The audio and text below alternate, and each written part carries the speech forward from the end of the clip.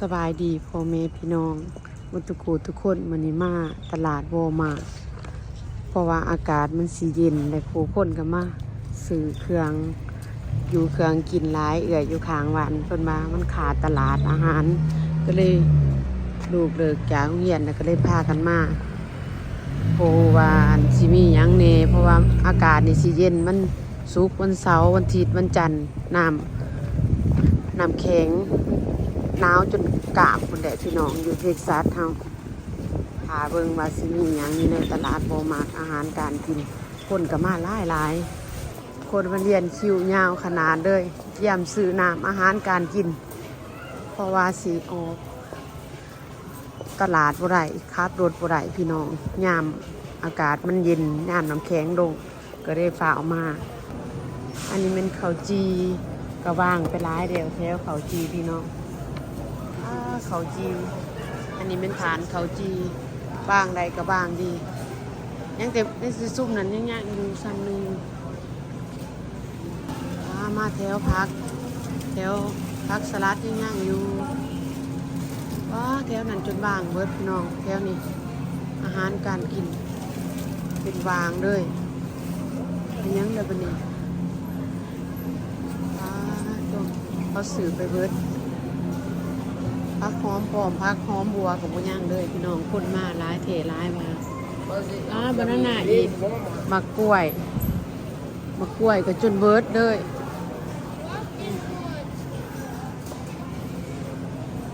ยังน้อยหนึ่ง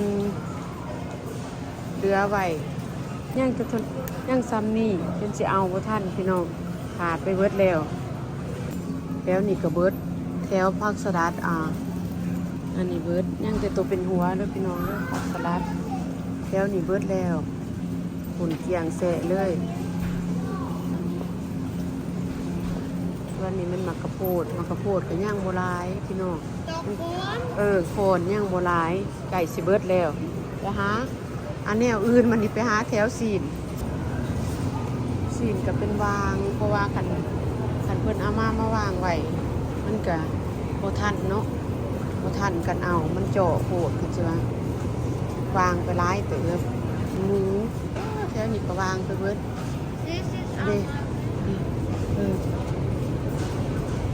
ไก่สิเบิดแล้วอันนี้ว่าความเลิกโรงเรียนมาได้พี่คันมืออื่นมันมาบ่ทันโดดขนาดว่าหนาวซ้ำอันนี้จ้าแถวสิกินบินก็บ่มีเลยแถวปีไก่เอาอันนี้เอายังแต่ขาก็เอาเนาะลูกเนาะวางเวิร์ดพี่น้องเลยขาไก่กับบุญย่างปีไก่กับบุญย่างคนมาเต็มทีเต็มแดนยังเหลืออยู่แถวนี่หน่อยนึงพี่น้องแถวนั้นเบิร์ดเลยแถวนั้น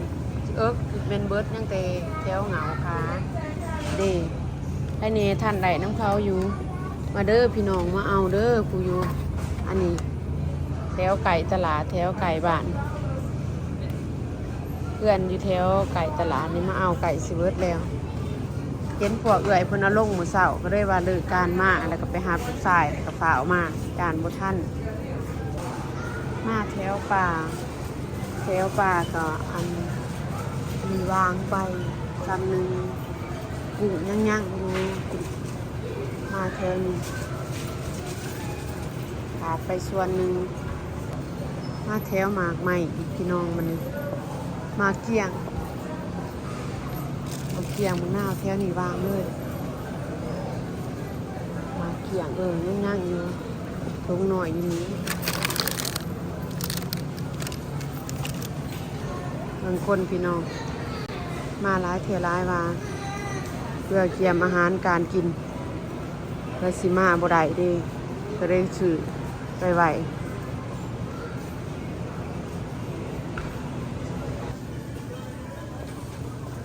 ไปก็เต็มโล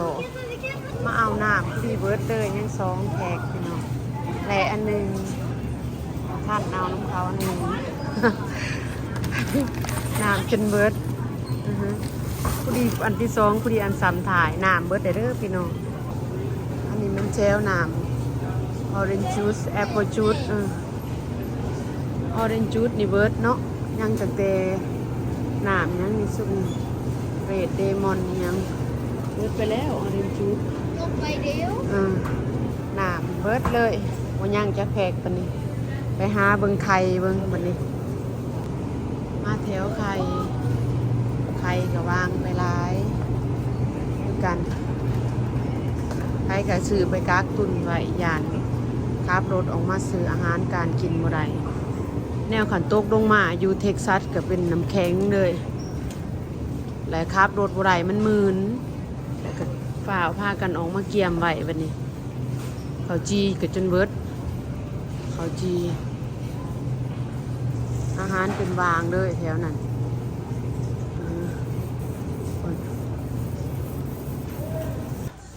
อันนี้ก็ได้น้ำเขาซ้ำหนึ่งเกลืองมัดเขาเอาคุณพี่น้องเขามาไว้ก็เขาฟ้าวเอาเต็มเลยไฟทันเอาก็เอานะน้ำในฟืนไฟโอ้แป๊บเดียวเท่านั้นวางเบิดหมักเพชรย่างอยู่หมักนาวไก่สิเบิดแล้วหมักนาวก็วันนี้หมักเด่นมาเบิ่งแถวกับอันนี้ในพักเลยเห็นอันนั้นในกระโพดซาดิแบบบานฮะเลยพี่น้องที่สื่อไปปลูกเบิ่งอยู่นี่ในพักสลัดนี่อยู่โวมาพี่น้องใครต้องการมาเอาเด้อมีหลายอย่างคนเกี่ยมสื่อเครื่องสื่อของสำหรับคลิปนี้ก็จบเพียงเท่านี้เด้อพี่น้องมาอัปเดตให้เบิ่งสถานการณ์เกี่ยมพร้อมสู่อันอากาศหนาวสิเป็นน้ำแข็งออกหวานออกเคลื่อนบ่ได้ไปก็มาเกี่ยมสื่อเครื่องสื่อของไว้กินขอบใจได้หลายเด้อที่เขามาเบิ่งมาหับชมเอาลาไปก่อนบาย